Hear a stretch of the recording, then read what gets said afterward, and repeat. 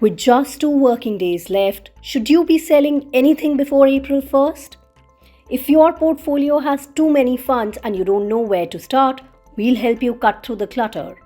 But markets are down. Is this really the time to be making changes to your portfolio?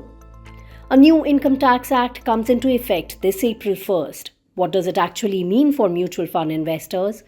And finally, a simple checklist of everything you should do before the financial year ends. Hello and welcome to Investors Hangout. The series is brought to you by Aditya Birla Sun Life Mutual Fund and Value Research.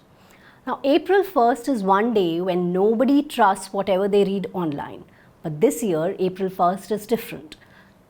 A new financial year starts, and for the first time in 64 years, a new Income Tax Act comes into effect. Now consider this, India's mutual fund industry manages 82 lakh crore rupees. That is 27 crore investor accounts. Yet, fewer than 1 in 10 Indians invest in mutual funds. If you are one of them, what you do this week matters. So 5 questions, 10 minutes, let's get started. Welcome Dhirendra. Thank you. So most people treat April 1st as the beginning of a tax saving season. Is this year any different? Yes, April 1 will be the beginning of a new financial year. So investors watching us should just take note of it and prepare for the full year ahead. Because normally any preparation is done when you hit the deadline. But more importantly, this income tax rule changes. It becomes little clearer. From 700 sections to it has some 550 or 540 sections now. There is hardly a change of a meaningful kind. There is a little bit of change about mutual fund, and that is too narrow a change. For many investors, logging in and seeing 20 funds can be overwhelming. So where does one really begin?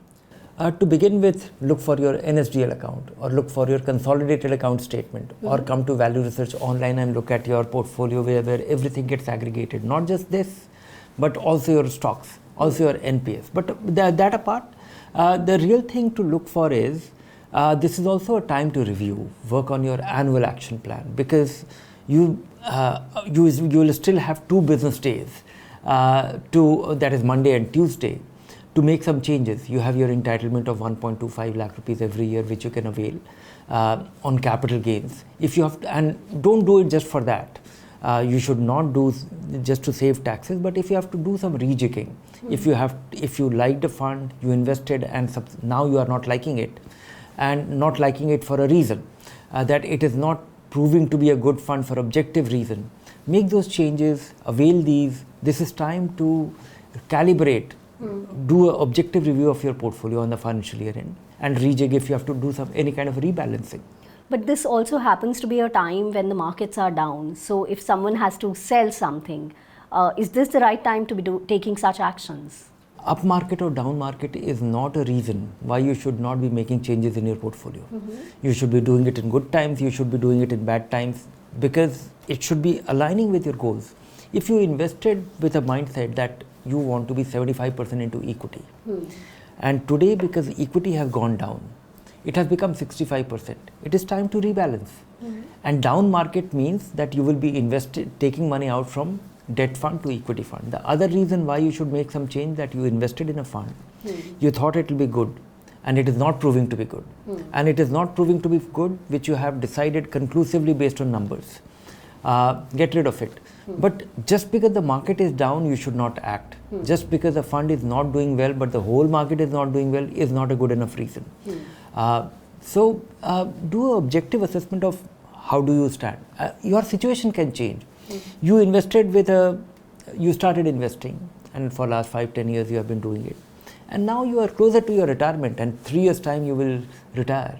You have to prepare for it. How much money should be in fixed income now? And accordingly start preparing for it now. You mentioned retirement. There's a question that we got on our last episode. A viewer asked that, I'm retiring very soon, but I need to take out money from my investments. What should I do right now? You mentioned 3 years before you should start doing it. What if I haven't done it till now? Take out 6 months worth of income requirement from some investment, and to begin with, get rid of the funds which you would like to get rid of, and Closer to your retirement, it is entirely possible that he will also have some fixed income investment. He will have his PF accumulation. He will have his superannuation benefits. They are all, for most working people, our lifetime savings gets accumulated in fixed income. Whether it be provident fund, whether it be government provident fund, or whether it be your public provident fund, if you have been discretionary choosing to deciding to invest. So that is fixed income and that is insulated from the market. Only the market linked investment you have to worry about, and this is where you should need to prepare beforehand. 3-year time frame is good enough that you will not be taking money out at the worst possible time, or psychologically a big barrier. Coming back to our topic, how often should one review their portfolio? I think an annual review is good enough. Now, once we've identified what works in our portfolio, what doesn't, what is the next step? What does one do now? The next step is decide what to sell and decide what to buy. If you don't need the money for consumption. When it comes to realignment based on needs, calibrating your portfolio or based on quality evaluation, just look at the fund which are worth selling, get rid of it and substitute it, and don't necessarily add a new fund unless you have some special reason to do it. You should consider selling a fund if 2-3 things changes in a fund. As it happens in cricket, you have a player and he is an outstanding player, and a couple of matches he doesn't perform. You don't throw him out of the series. You don't throw him out of the team forever. 3 reasons which comes to my mind which is specific to a fund when you should consider selling.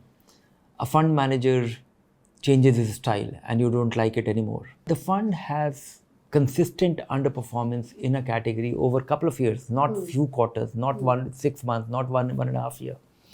Third is that I'm talking of sector fund or thematic fund or any such thing which you liked for a reason. And you think, like many people would have bought technology fund at some point. And this complexion changes, or you thought of some sector, some theme, some exotic thing. And it was told to you as a story, you liked the story, you believed in the story. And then something has happened whereby it makes you think that this story is not worth having it, not worth following with your investments, not buy with your money. Get rid of it. So 3 reasons when you should sell. Right. Now coming to the new Income Tax Act, what hits the mutual fund investors here? There is a small change and you should check with your tax consultant or your advisor that there was a benefit available that your dividend was considered as an income and you're getting some credit to the extent of your minimum entitlement. That may not be available in the new regime, within the changed tax laws. So with the new Income Tax Act, anything else that changes? There is one significant change for the traders in F&O segment. The STT goes up effective 1st of April. So what SEBI has been telling and we have been forewarning, I don't think our audience has much to relate to about this, but STT on futures goes up from 0.02 to 0.05. So 0.02 to 0.05 looks like a very small thing, but the securities, because it's a very high turnover activity and it has gone up by 2.5 times. 0.02 to 0.05 goes up by 2.5. Likewise, STT on options goes up from 0.1% to 0.1.5%. That is also a 50% hike in the STT.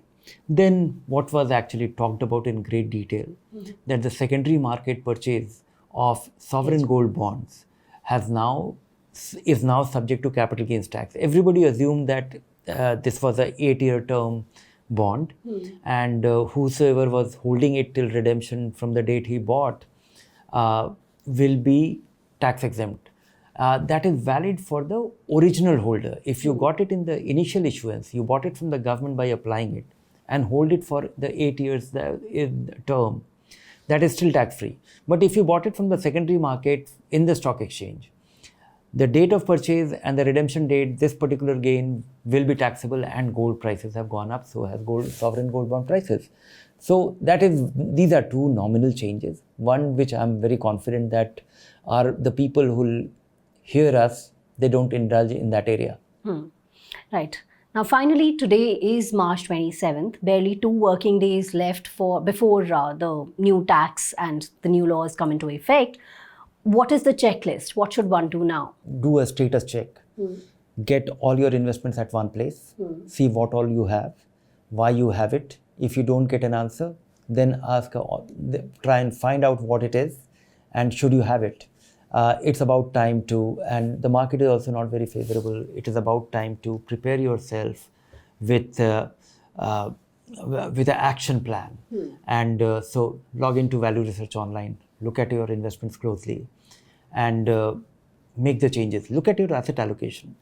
That is one of the biggest or the most important decision. In good times, people don't bother about it.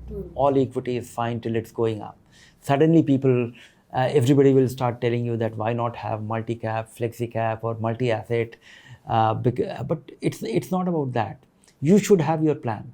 And so look at your asset allocation. And third thing which I would like to somebody to look closely is what is your dividend income from mutual fund and how much of it was tax free because it was falling under and what will be the status now given the scale of your investments.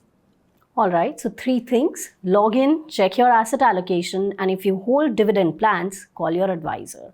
Well, that's all we have for you in today's episode. Keep watching this space for more information. If you like the show, do subscribe to our YouTube channel. Thanks for watching. Bye for now.